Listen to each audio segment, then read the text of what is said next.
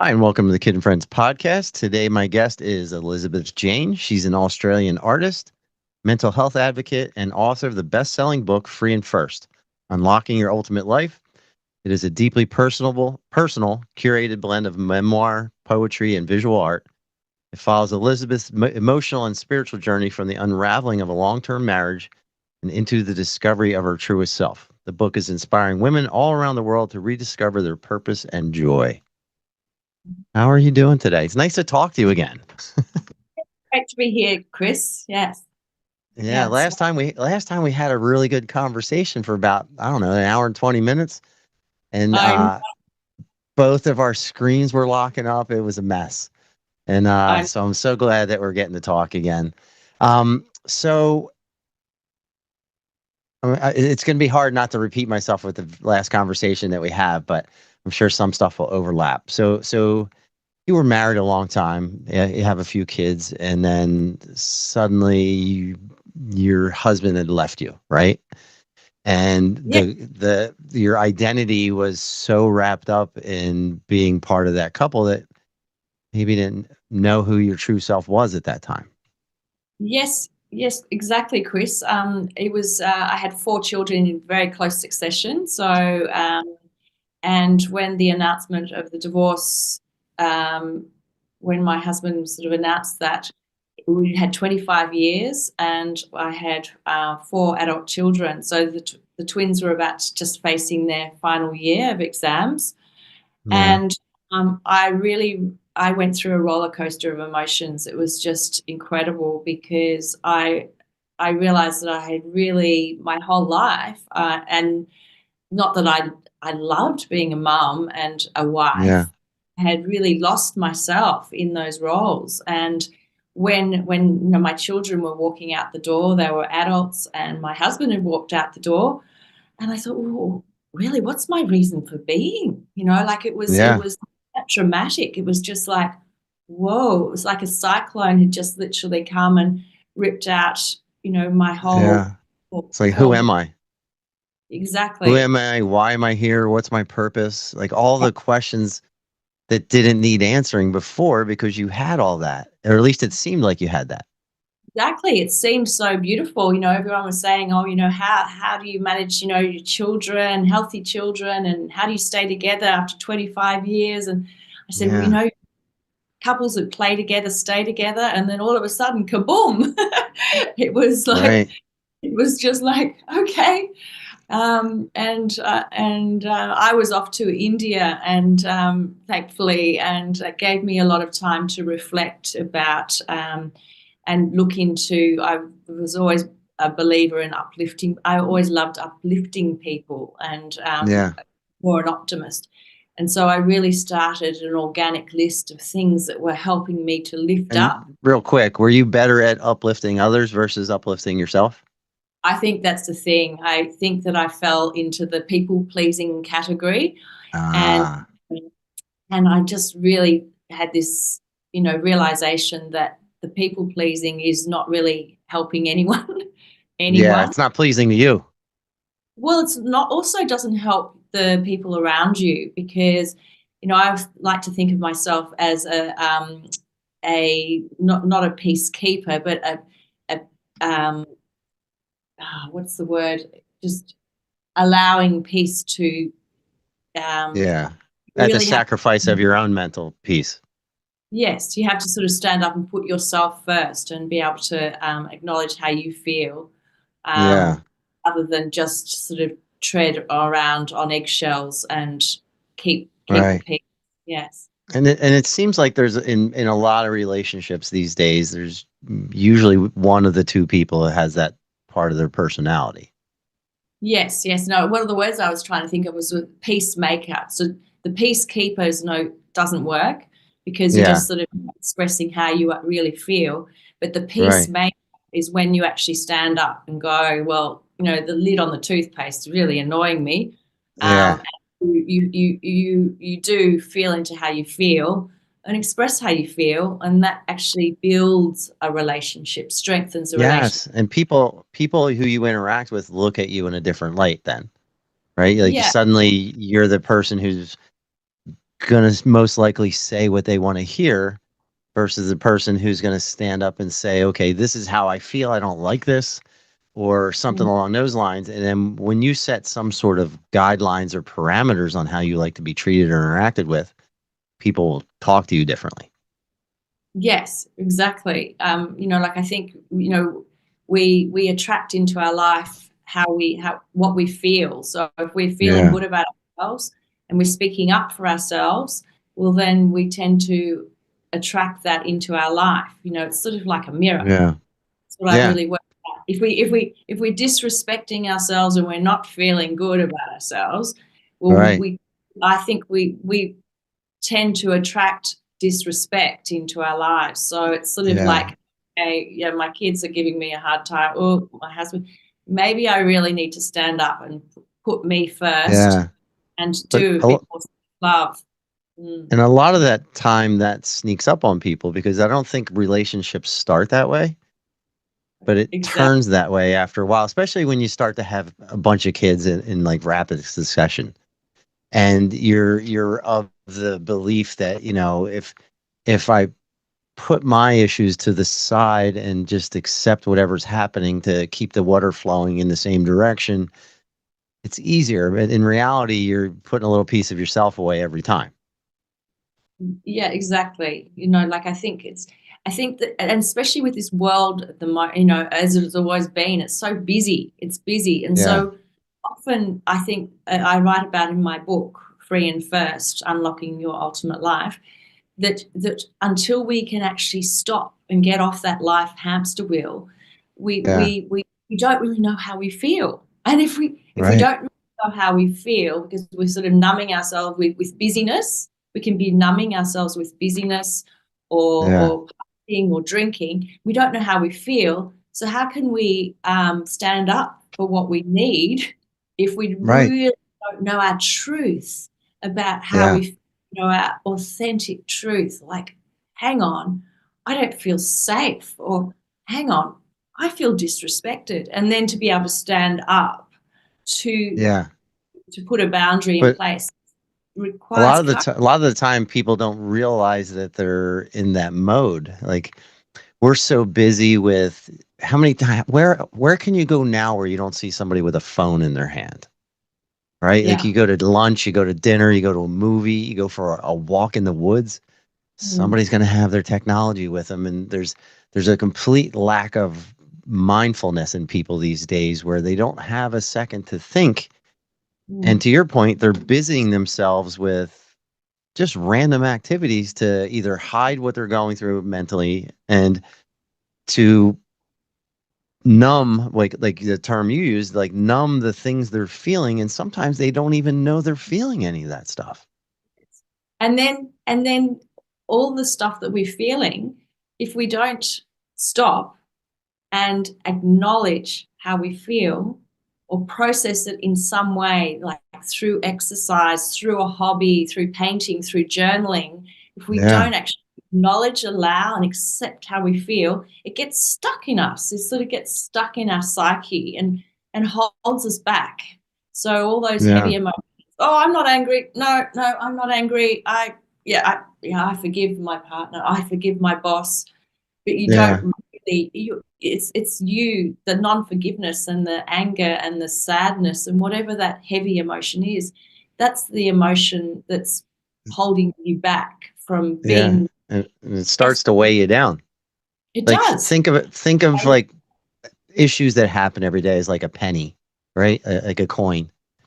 One coin doesn't really weigh you down, but Yeah. you start to get 100 coins in your pocket, you get 1,000 coins in your pocket, you have 5,000 coins. At some point, you can't carry them anymore, and it becomes too difficult. But people don't know how to put those pennies down or to discard them.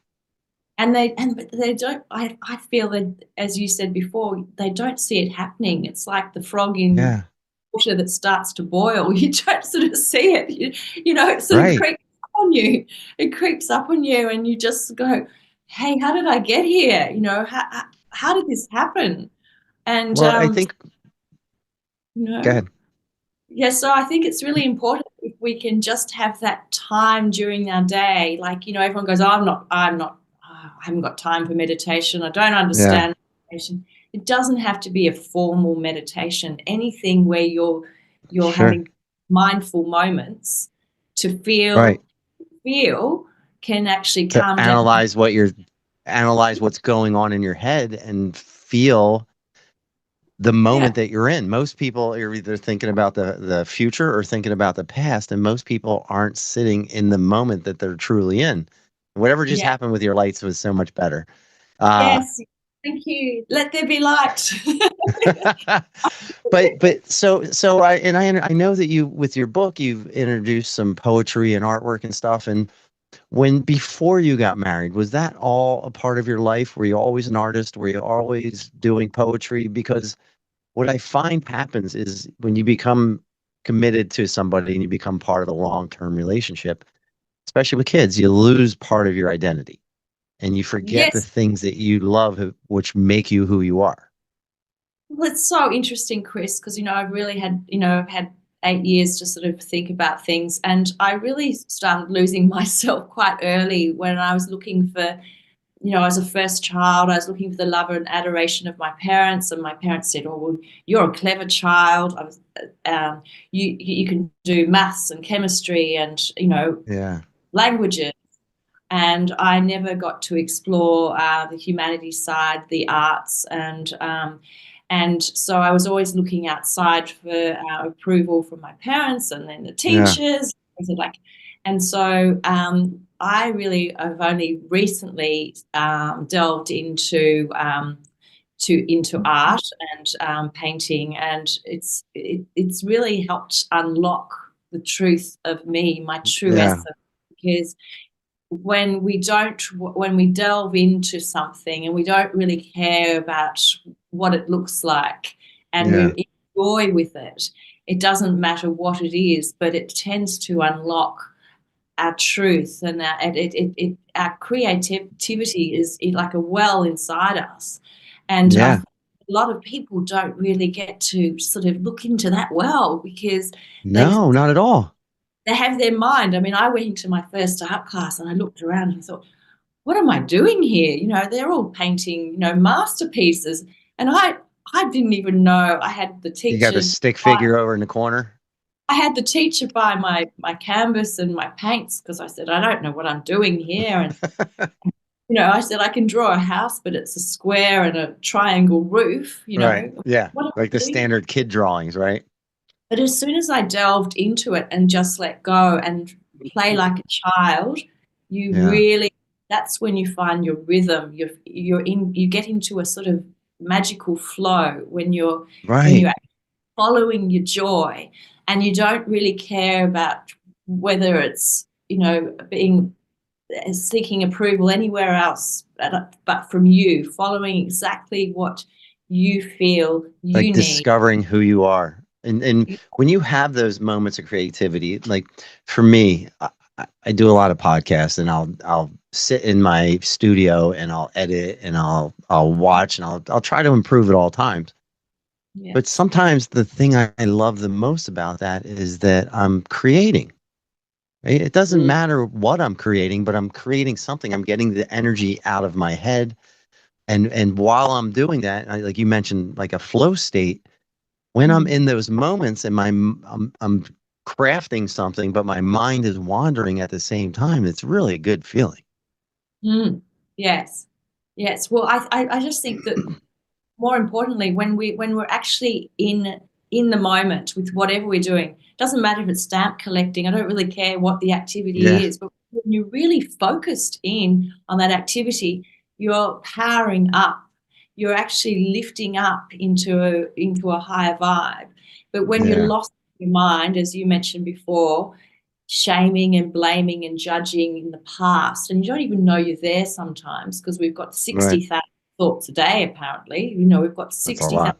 and we can't keep track of 60,000. Oh, well, I can't. 60,000 No, thoughts. But we can only keep track of how we feel and our emotions. And if we're not feeling good, it's often because we've slipped into the past or into the fantasy future, fearing the yeah. fantasy future. which is not not really, being in the moment.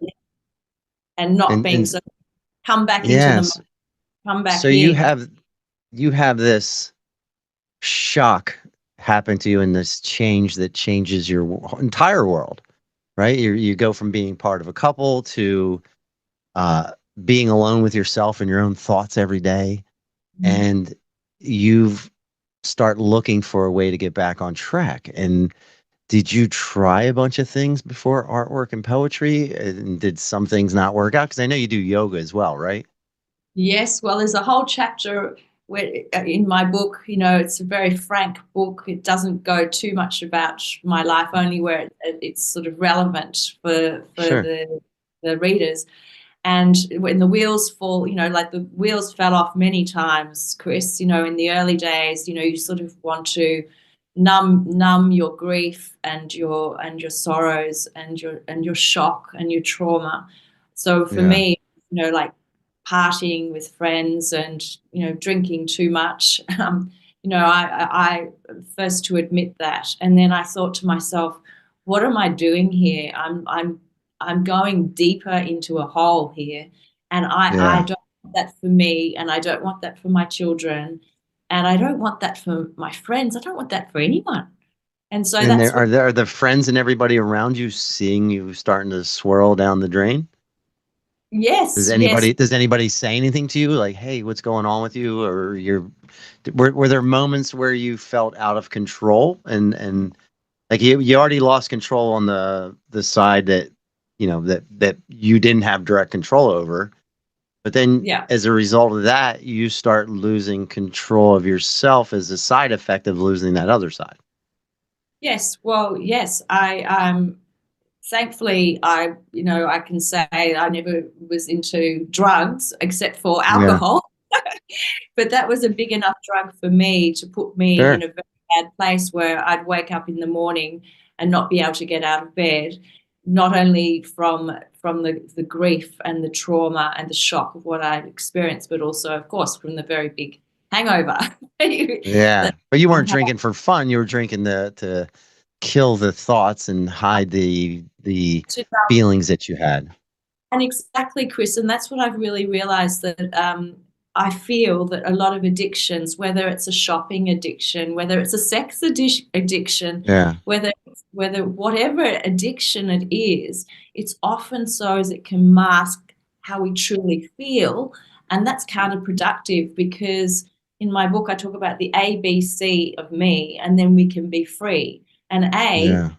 acknowledging how we feel, and a lot of people don't do A. So That's we the can't. hardest part, right? Like, you can't do A, you don't even get out of the gate. I know. So like we can't get them. Oh, can't we just get to C and be free? But we Right. can't. We have to do the boring stuff where we have to sort of stop and acknowledge and process how we feel. That doesn't mean we have to hang there in the mud, Sure. like in victim mentality, pointing the finger at, oh, my life will be better when my partner's gone, Right. when my boss is out of my life, when my children are behaving. The reality Yeah. is, which I've learned, is that our reality changes only when we can look at our internal landscape and get Yeah. our Because there's a sort. big difference between acknowledging a situation you're in versus blaming someone else for that situation. Well, because the blame and the shame and the judgment, what it does Yeah. is it just pulls us down into the plug hole of down into a deeper, darker place. Right. So so we, like we're jumping, if I to jump to forgiveness, why would I want to forgive my husband? Why would I want to forgive, someone who I feel has wronged me? You Yeah. do it for you. You do it for you because it doesn't mean you condoning their behavior, but you No. forgive. You forgive so as you can be unchanged from hanging on to that past, which is not Yeah. serving you. You get rid of the thing that has power over you. Exactly. And how And do people get better at acknowledging things that maybe they're not aware are happening? Like it, like yours took a divorce for you to take a minute to reflect and realize, but there's some people who may never get that moment that So I has the divorce? so I suppose the thing is I've written this book in terms of I'm hoping that it will stop people um, plunging so deep and dark as what I had to do to write this Yeah. book. But the thing is when you have obstacles confronting you, the best thing to do, I know it's really hard at the time, but is just think, well, why am I getting this? Why is this knocking on my door? What's the Yeah. message here? What's this messenger trying to tell me? And for me, it was, my ex was telling me that I needed to stand up for me. I needed to say no. I needed to put my needs first instead Yeah. of losing myself into my Was children, into my was partner. And I was had he aware he was doing that for you, or was it something that just as a byproduct of what happened? Well, I think I enabled it. You see, we become it's a sort of a interplay between two people, and you don't realize, but you as as one enables um, behavior that they're not happy with by turning a blind eye, keeping the peace, and they Yeah. enable it. Well, guess what? You get more of it. You get more Yeah. of it. And so you think, oh well, I'm peacekeeper, but it's better to be a peacemaker.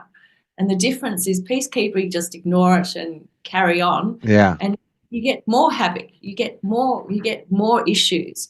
Whereas a peacemaker is about, hang on, whoa, wow, this behavior, this is not really serving me. It's just I'm not happy with this behavior. It's bothering me, Yeah. and I matter enough to stand up to that behavior. And so there's a And whole chapter did on self-care because a lot of people can't stand up, boundaries, yeah. and they can't stand up, put the boundary in That's place really tough for a lot of people. if they're not feeling good about themselves, because you'd Yeah. sort of think, oh no, I'm being too mean. That's too aggressive. Whoa, if you've been a peacekeeper for so long, it's really hard to step up and Yeah. stand up for what you need and what you And won't tolerate. it's a skill for sure. I've always been the black sheep of my family. I'm the guy that if you want a real advice, you come and talk to me because I'll just say it. I don't really care. I'm to tell you what you want to hear. And I'm Mhm. also the guy that if I don't like something, I will say it. But I didn't always have that skill. It came to me probably in my mid 30s where, I never really had a problem with before that, but at one point I just kind of decided I'm like, I'm just going to speak my mind at all times. And some people hate it. And, it takes a minute to get used to sometimes. Like if you ask me my opinion on something, I'll tell you. I'm not going to tell you the thing you want to hear, but it was a skill I developed. And for me to get to that point, I had to understand the things I like and I don't like. I had to realize that if somebody was treating me a certain way, I wasn't going to tolerate it. So it's not like flipping a switch, right? It's something that takes time and it's a skill you develop. Yeah, I write about that in my book too. It's really it takes a lot of courage, I think, too, Chris. It takes a lot Yeah. of vulnerability to actually speak up about how you feel. That's number one. Vulnerability, courage, and you hit the nail on the head. It requires a lot of practice and Yeah. determination. I'd step forward 2 steps and think, oh yeah, I'm speaking how I feel and standing up for what I need. And then I'd take 3 steps backwards and I go, oh gosh, like Yeah. really, I want to climb this mountain, but it's like, it's Or you get really good at having that conversation with some particular person, but not everybody.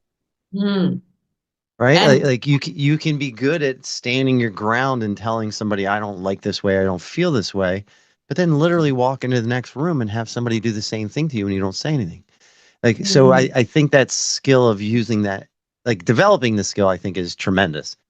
But taking that skill out of whatever situation you're in, like you're talking about your divorce and your relationship, and taking that and applying it to other parts of your life.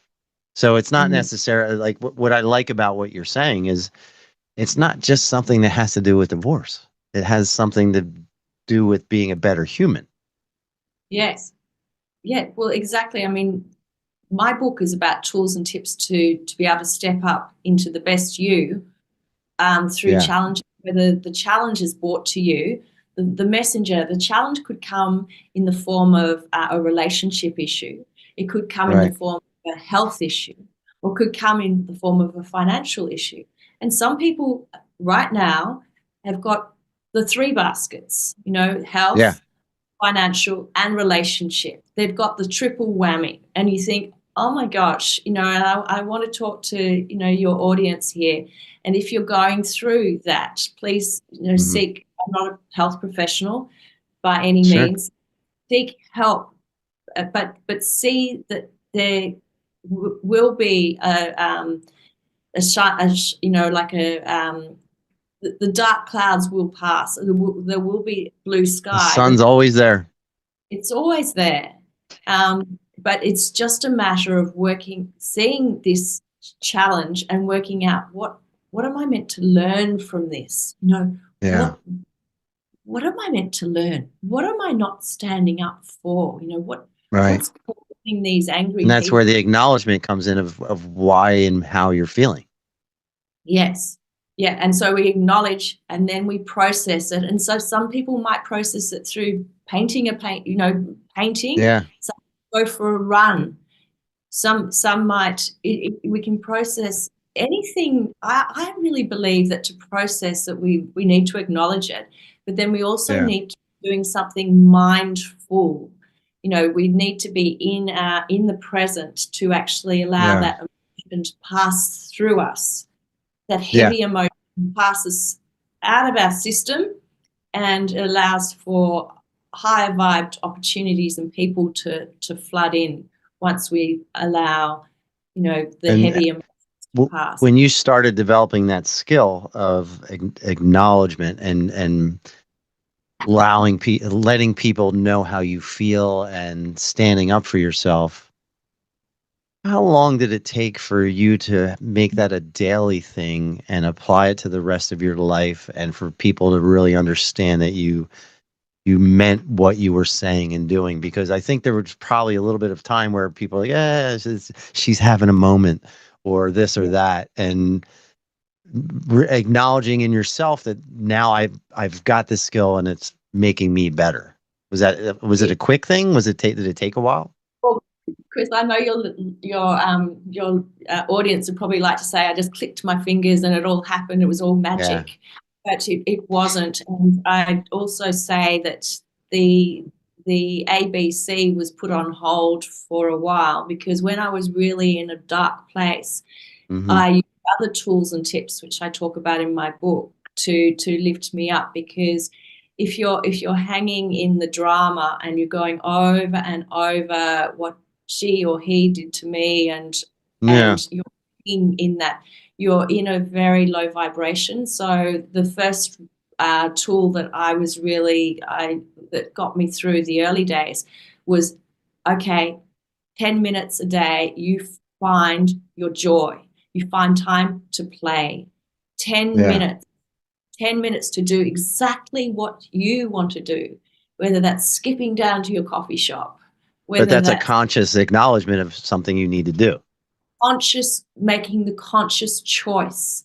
Yeah. We can actually wake up and we can choose to be unhappy, or we can go, I'm going to choose to be grateful of the things that I'm grateful about. I'm Yeah. going to choose to dwell on what I'm grateful for, rather than going over But and you need a over. moment of silence to acknowledge those things sometimes. Like, I walk my dogs every night, and I get up, I'll teach Brazilian jiu-jitsu in the morning, and then I'll go to work, and then I'll teach it at night. I get home sometimes 8:30, 9 o'clock, and then I'll podcast till, I don't know, whatever, 10, 11 o'clock.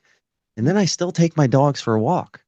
And Mm. one of the things that I've gotten a lot better lately is one of the things I do when I walk is I'll acknowledge the sky, meaning I'll find Mars, I'll find Jupiter, I'll find Saturn, and just kind of look and ponder what the things are.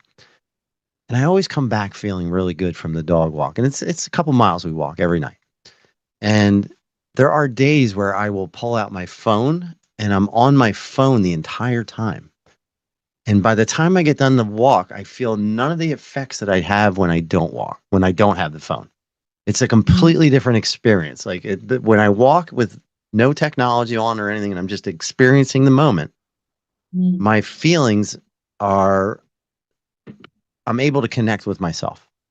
But if I mm, have that phone in my hand or whatever, like I'm not connecting with anything other than what's on my phone. And a lot of times I'm on the internet just looking at the disturbing things in the world. So for me, like I've gotten really self-conscious of when I'm pulling out my phone and why I'm pulling it out. Because there used to be a mm. time where my wife and I would watch TV and we both have our phones in our hand. And now Yes. I turn it off, I put it in my pocket, and I don't look at it until we're done watching whatever it is. And I find that that momentary moment of mindfulness, like you're talking about, that goes a really long way. Mm. Yeah, it's really like plugging your when you unplug from technology and you plug into the present. I never thought of it that way, but if you actually you that's when you're powering up. And Yeah. and and we touched on before the importance of feeling into what we need and standing up for what we need. And we that's when we can do that, when we're authentic. Yeah. Authenticity is our superpower. It's our superpower. It But really is. and when we're into technology, though, we're losing our power to that technology in a certain sense. It can be mind dumbing, it can be mind numbing. It's just doesn't. It takes us away from our truth and our Yeah. and our true powers as a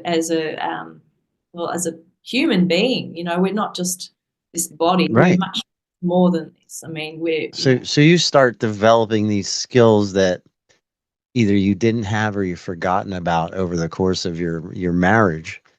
And you sounds like you tried a bunch of different thought processes. And because I find that with a lot of people that are going through some sort of spiritual awakening or some sort of healing, is that everything looks like an option. It's kind of like dieting, right? Like you got like 50 different diets. You're going to keep trying one until you find the one that sticks. And it's hard, right? There's no real guidance on how to find these things because as a child, my parents taught me, how not to die, basically, right? They didn't teach me about emotions or how to think about the world. School doesn't do that at all. And when you become an adult, it's like on the job training every day. And, it sucks. And if you don't take a mindful approach to it, it will get ahead of you really quick. Yeah. Well, I think that everything we need to know is within us, and I didn't really understand that, but I think spirituality to me is just really knowing the truth of you. It's really Yeah, knowing I you. think so. And so, like it's not all this hoodoo voodoo stuff. It's like it's whatever it takes, whatever things work for you in terms of finding out the truth of you. So whether Yeah, that, so it's actually, so start stepping back from your day and working out, okay, what am I doing for the approval of others, and what am I really doing for me, and what, if I left this planet tomorrow, what have I done today that brings me joy and hopefully others right. joy? Mean? Yeah, Like if we're here on the planet and we're radiating a great joy, well, guess what? It's contagious. yeah. We're People energetic pick up beings. on it. So we're powering up. We're in joy. We're knowing ourselves. We're knowing what we need, and the people around us can't. They get to surf that joy. They get to surf up. Yeah, And but that's what I've noticed. Everyone's uplifted. So all we need to do is spread the love. Yeah. yeah, but you talk about being authentic with yourself. I think a lot of times people lie to themselves about how they feel. They lie Mm, to themselves. Like, think about, like, you can say that you're a liar or not a liar as a person, but I think the most lying I've ever done in my life has been to myself in certain mm, situations, and either telling myself something's something else or not reacting to something that my brain is telling me to do and still doing it anyway. mm, Finding that true connection with yourself, that spiritual connection, I think is it's not as hard as it seems, but Mm. starting that process, I think, is the hardest part. Yes, and I remember starting and another handy hint I used in the early days is when I was thinking thoughts that were negative in any Yeah. way, I started to realize that that wasn't the truth of me. So I Right. started to become the detective on my negative thoughts and Okay. question negative thoughts. Okay, really? Is that, like, and just question those negative thoughts as they came in. And then I started to realize But that, you're doing that because you're acknowledging them and you're aware of them. yeah, Yeah. uh, yeah. So you're sort of stopping, and if you're not feeling good, because as I said before, I couldn't keep track of 60,000 thoughts we're meant to have each No. day. But the emotion of how you're feeling is a good Yeah. indication. Is if you're in your mind, if you're in your shaming and blaming, should have, could have, would have, all that heavy, draining, energy zapping stuff, or you're Yeah. in the, yeah. But if you're feeling good, you're probably being mindful. You're probably in the moment with whatever you're doing. Yeah. Um, And then so you have the first of your ABCs is the acknowledgement. What's the B? So acknowledge, allow, and accept, and then we have to stop first. We have to stop doing what we're doing, get off that life Yeah. hamster wheel, breathe, some big, deep belly breaths, which will calm our nervous system, and then we can feel how we really feel. B is boundaries, setting the Okay. boundary, and C is very, very important. And there's a whole chapter on C, which is the communication of the Well, boundary. that's the And hard part, right? Well, the boundary part is hard to set up, but the communication of it is even more difficult, I think. Because you yes, can know how you feel and don't want to feel and how you like to be treated and not treated, but communicating that to the person who's doing that or projecting out into the world that, hey, this is how I should be treated, that's really mm. hard. Well, it takes practice. And I think the thing that I learned was when you approach the other person and you say how you're feeling, they can't really argue with how you're feeling, because that's your Yeah. feeling, Yeah. and Your that's perception is your reality. and so it starts. And then when you can respect and allow them to tell you how they're feeling, well, that builds, strengthens the relationship. And Yeah. it's the start of building that relationship back up, whether Part it's a and personal relationship, a work yeah. relationship, And what communication's a two-way street. It's not just you telling somebody how you feel.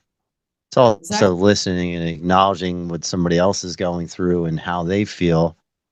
And these are all skills that are they're not hard to develop, but like I said, they're hard to start, right? Yes. And once you start them, I think you really have to stick with it because it's not something you can present for one day. Oh, this is my boundary today. This is what I'm willing to tolerate, and then go back to something else the next day. You got to stick with it. Yeah. And also I found that the early days is that you cannot you cannot control the actions of another person.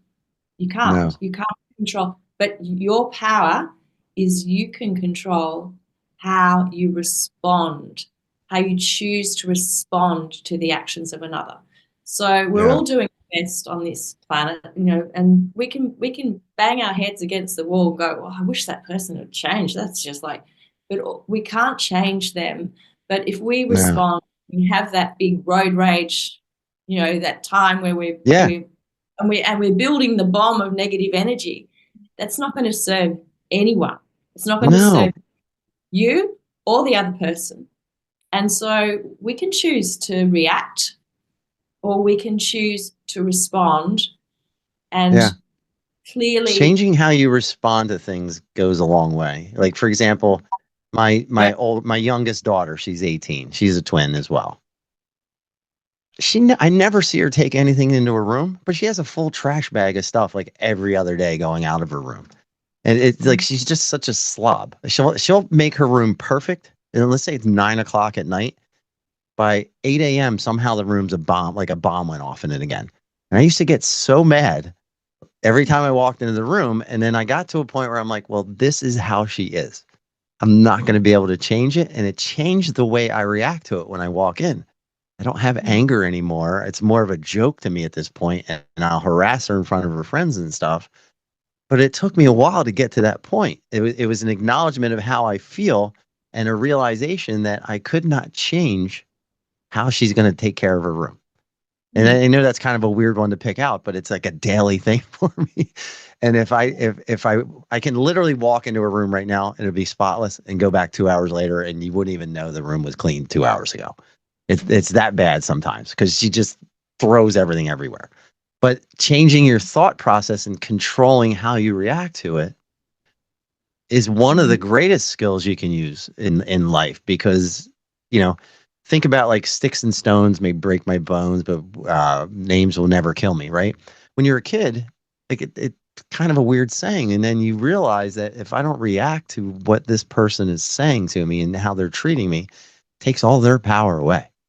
Mm. And you keep your power. That's the most important thing too.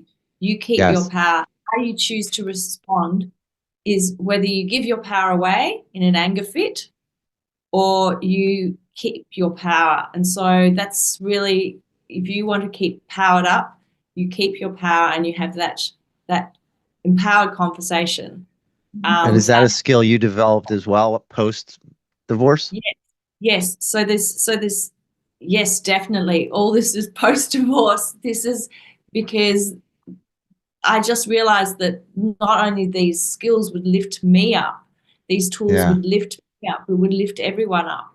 And so, on this communication thing, I do want to say that we can't also hold these feelings inside because some people get a little bit confused. Well, I did. And you Yeah. think, oh, I just won't show my anger. That's much better than having the volcano of eruption of anger.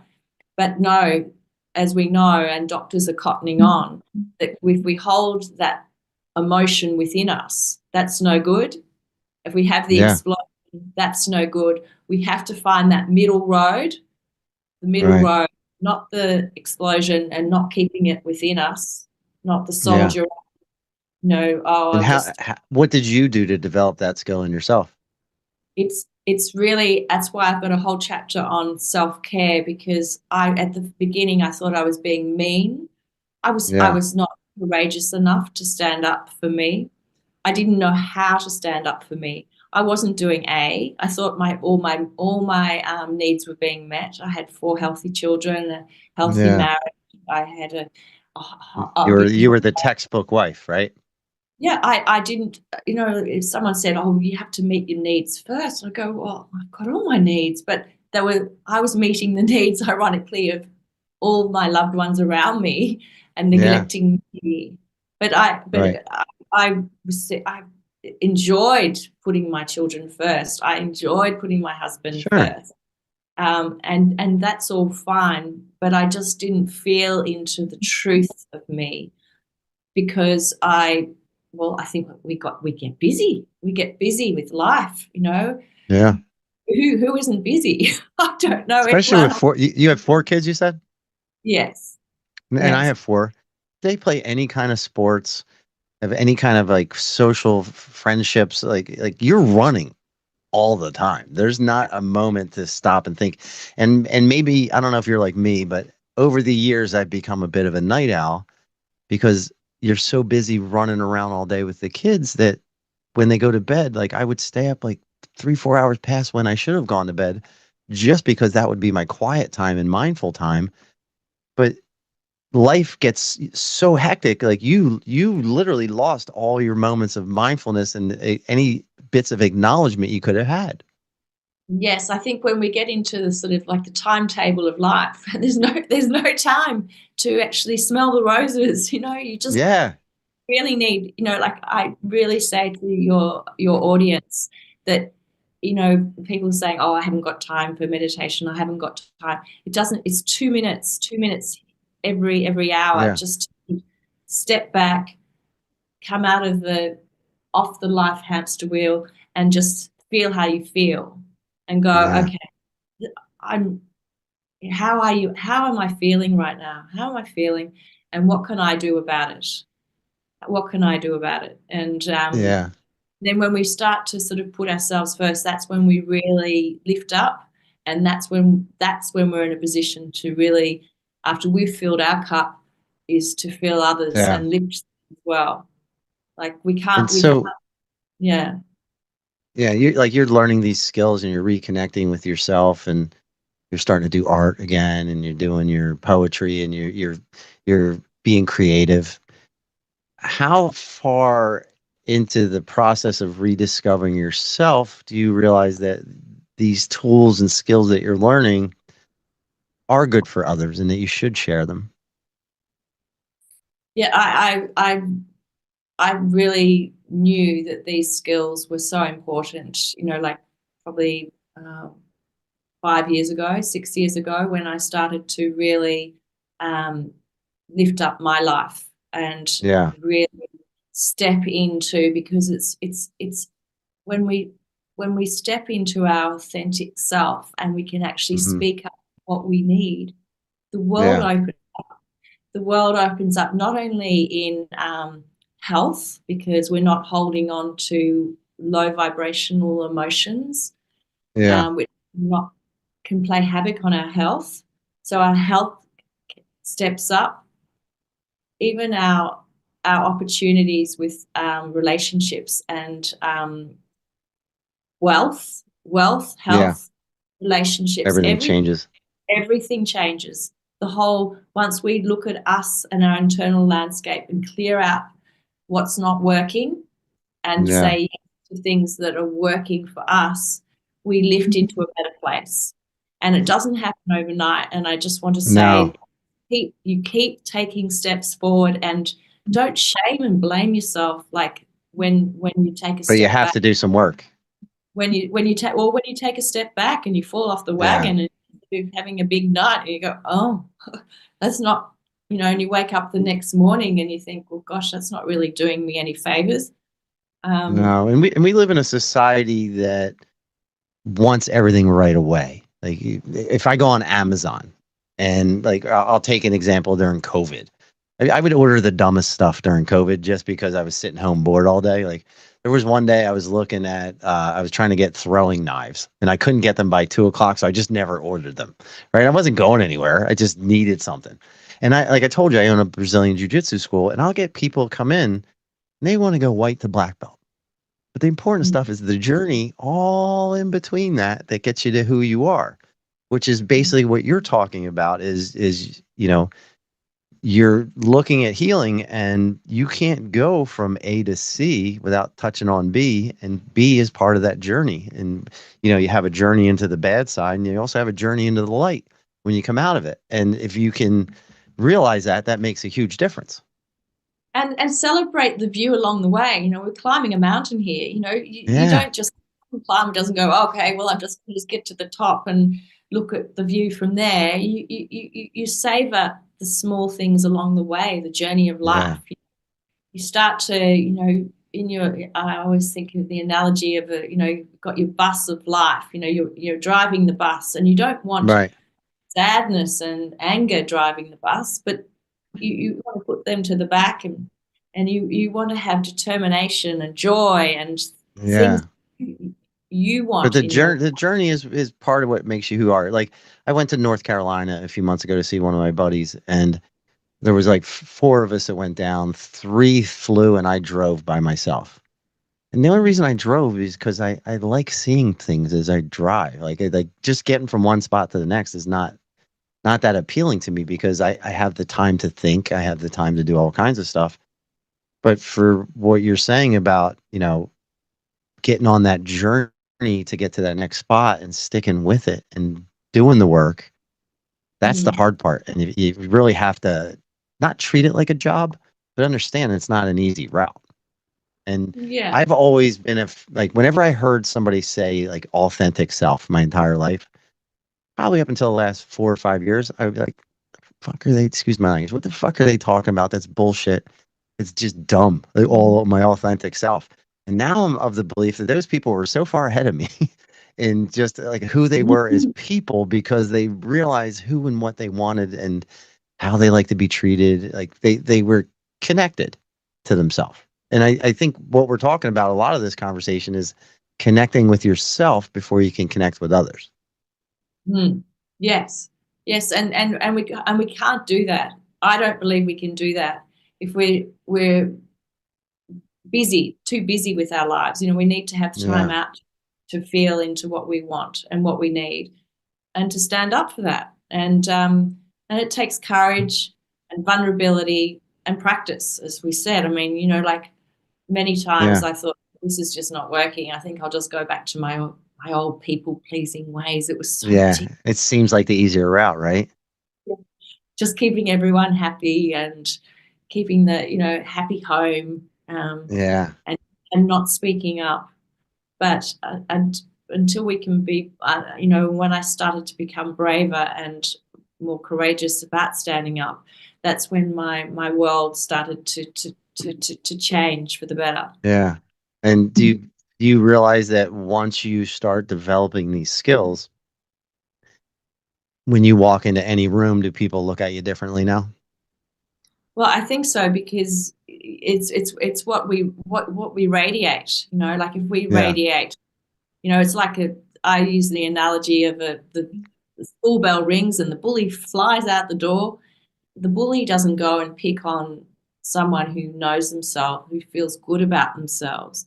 The Yeah. bully go and pick on someone who's going, oh, I don't feel really good about me. I'm such a mess Right. of a person. And guess what? That energy attracts, that energy that person is radiating attracts the bully. And Yeah. I so unless you can power up and feel good about you, there's a whole chapter on self-care. You're not going to stand up for you. So Yeah. Give me some other tips that you have in the self-care section because it sounds like that's one of the more important sections to you. yes, well, there's a self-care section, there's a gratitude section, and but Well, they're all being thankful for things, a lot of people miss that step too. and and a whole chapter on forgiveness, because Yeah. those three chapters help power you up to allow you to stand up for you, to do the Yeah. ABC and be free. So the Well, let's talk ABC, about gratitude for a second. Go ahead, finish what your thought was real quick.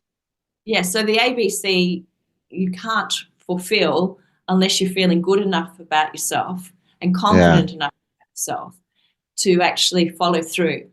Mm. Yeah. And being having gratitude. That comes with the mindfulness part because and the acknowledgement because acknowledge you don't only have to acknowledge the bad stuff, you have to acknowledge the good stuff that's happening as well. And when Mm. you can acknowledge that good stuff and have a moment and be grateful for what's happening in your life or what's changing in your life, people will feel that. You've mentioned vibrations a lot of times. Like I think we don't I think of vibrations as, like a team wins a major event and you see a whole town get trashed because people are all going apeshit. And a lot of times it's people that aren't even that type of person. They just get caught up in the moment. And on a Mm. smaller level, when you're interacting with one other person and they're picking up on your vibe, if you're projecting goodness and gratefulness and all these other wonderful things, like they pick up on it and they start to project some of that as well. And exactly, Chris. But also, I think I mentioned in my book about gratitude. The great thing is if we every morning, if we think of 5 things that we're grateful for, it tends to bring in more things to be grateful for. Yeah. So because we're manifestor beings, but we don't realize that we manifest with our thoughts. So if we're stuck thinking negative thoughts, we Yeah. tend to bring Bring more in of it. negative things. It's very hard. Whereas if we focus on the things we're grateful for, Yeah. it manifests more of that into our life. So we're very, very powerful, and the reality is a lot of people don't realize that how powerful we are with our thoughts. Yeah. Buddha And said, did you have gratefulness before you rediscovered it? Did you know that yes, you had that?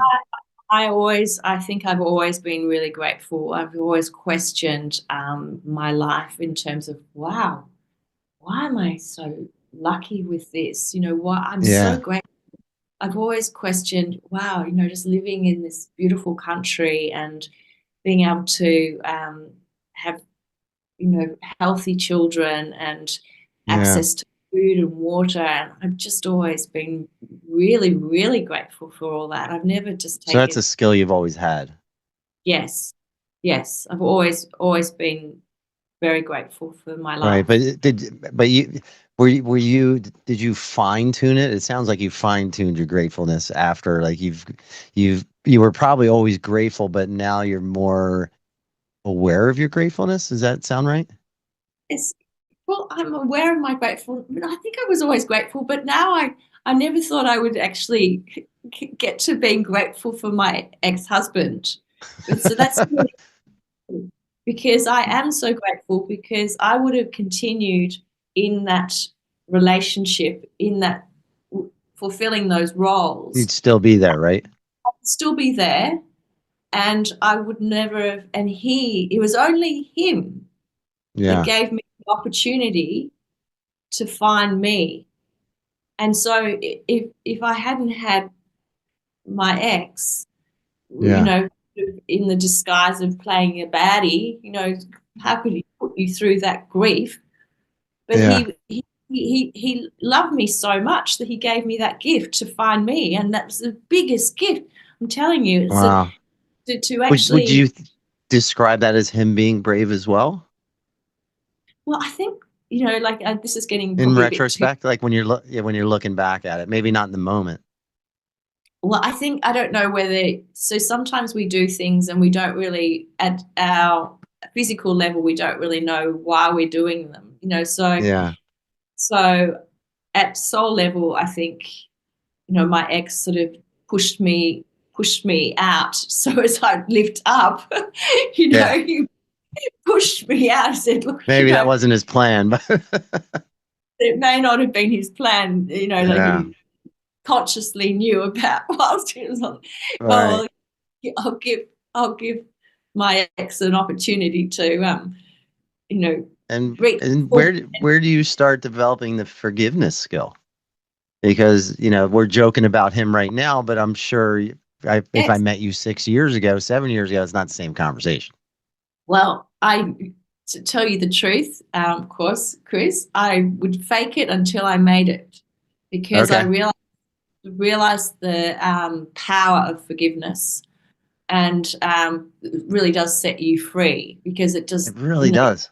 you're no longer chained to the past, because Yeah. going over the drama, over and over the drama, the victim mentality concept really just Yeah. keeps you down, down, It's and it, amazing how that works too. Like, I have a friend. She has a really good podcast. It's called The Hall Closet with Donna Hall.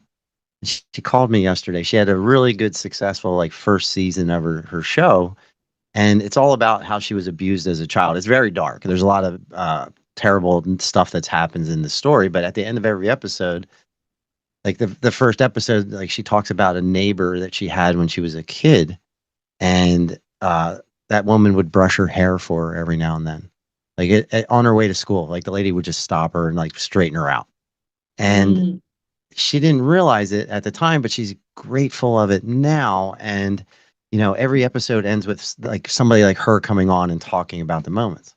But I mm, talked to her the other day, and the first season was successful, but now she has the mom who was horrible, trying to do her own podcast and all these other things. And I'm like, don't get involved with it at all. Like, you're doing all this healing, and you've made your forgiveness, and you've done all this other stuff, but now you're looking in the rearview mirror again, and you're right mm. back to where you started. You're losing all that. Yes, well, because the mother has been the messenger to Yeah. allow the daughter to actually step up to her fullest potential, I believe. And so the daughter might not see that right now, but if it wasn't for her mum, she Yeah. wouldn't. be where she's at today in terms of Right. lifting up into a better place, and Yeah.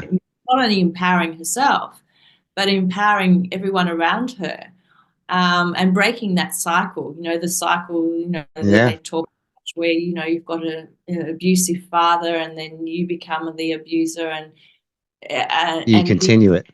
the only way that these cycles, I believe, can be broken is about by taking a step back, building your worth by Yeah. self-care, and standing up to the behavior and acknowledging it and allowing it all to It's pass all away. hard stuff to do. I Yeah, had a woman on a couple weeks ago. Her name was Rhonda Britton. She was America's first life coach. She was on Oprah Winfrey a bunch of times.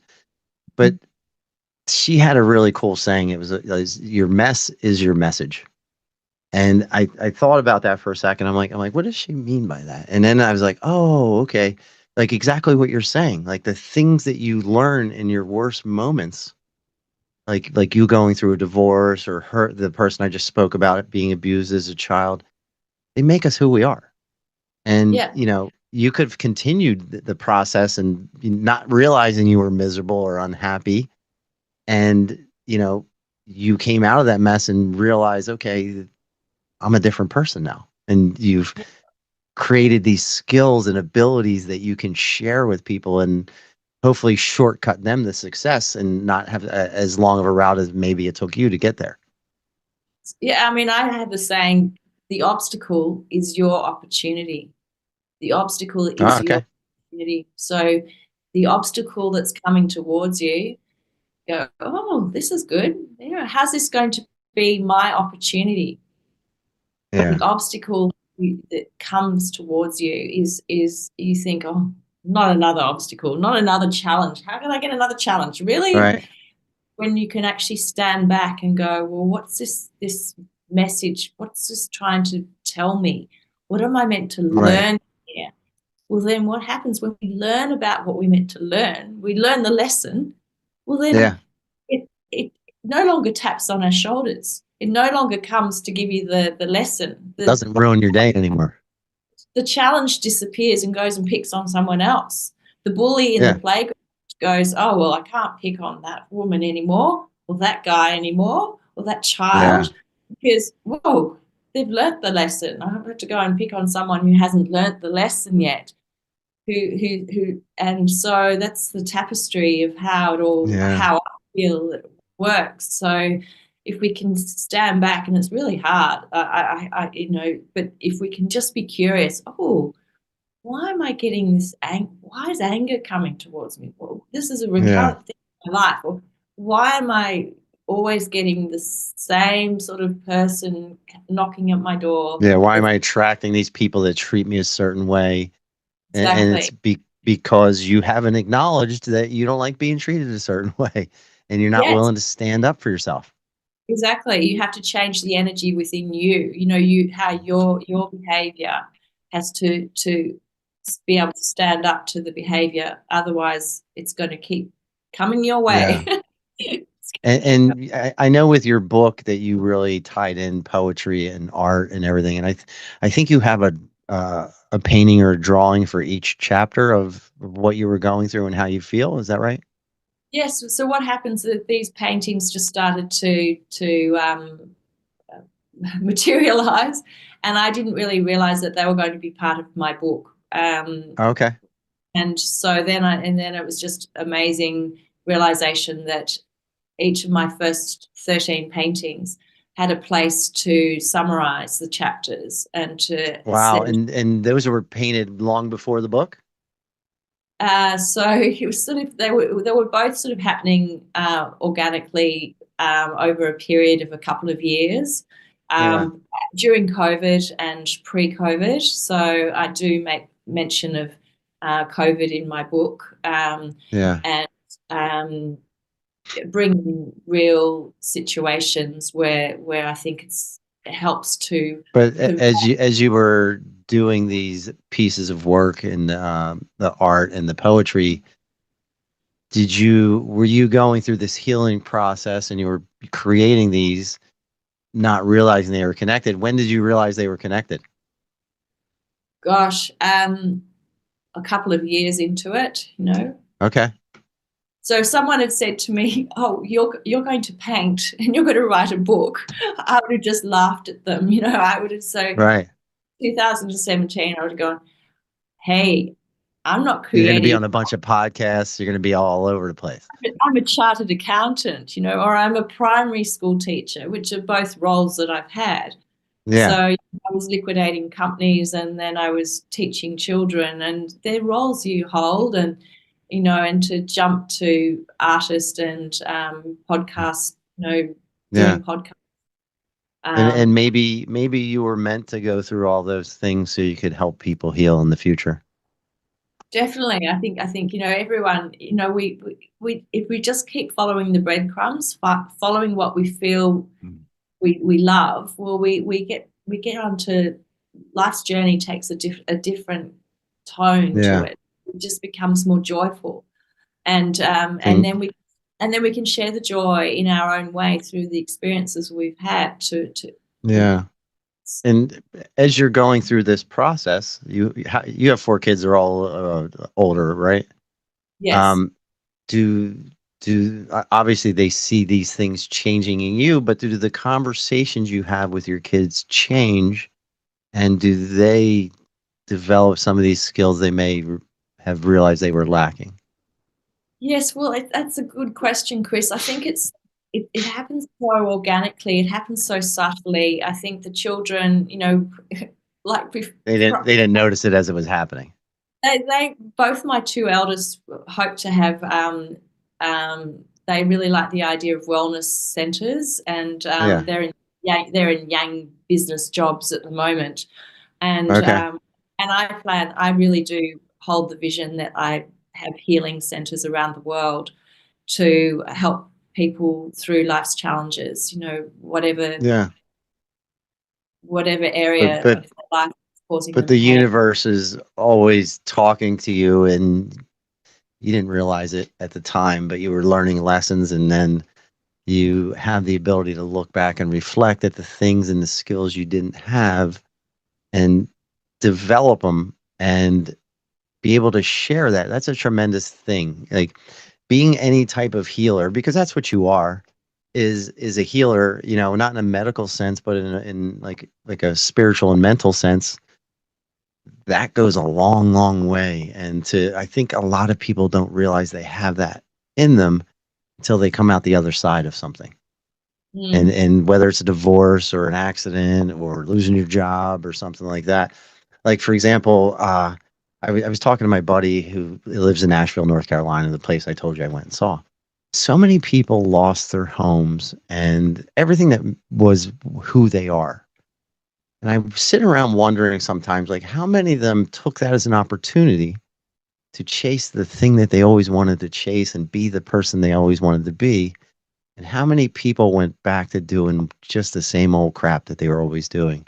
And I think the percentage is probably very high on the side of people going back to doing what they were doing. And they didn't acknowledge the opportunity that they had. And you had some really bad stuff happen, and it's given you an opportunity to help others, which is amazing. And I think it's great. Oh, well, thank you, Chris. You know, like to think back to show and tell. I was always the little child who would be hiding, you know, and didn't like presenting and would turn bright red when the teacher talked Yeah. to me. So it's interesting that you know your obstacles become your opportunity, but also when you relay them, it can help others and help them Yeah. through their journey, you know, through their challenges. Yeah. Um, I love doing. I really, you know, do And like. I love the idea that your book is more of a manual for life versus a book about recovering from divorce, because it feels more like a manual to me. And if you could Yes. just share the information of where people can find you and where they can get the book, and then we can I'll wrap up with you. Yes. So the best way is because I'm changing publicists at the moment, so to hope to have my book in different languages around the world because it's got tools and tips to lift up in every aspect of your life. So Yeah. it's on my website, Elizabeth Jane. elizabethjane.com.au. We have .au for Australia. So Yeah. it's elizabethjane.com.au. And you can also link into my Instagram and listen to all my interviews and radio interviews and podcasts that I'm involved with around the world. That's great. I appreciate what you're doing, and I love that you're shining a light on things that people need to see. Hang on one sec, all right? Just gonna wrap Okay. this up for one sec.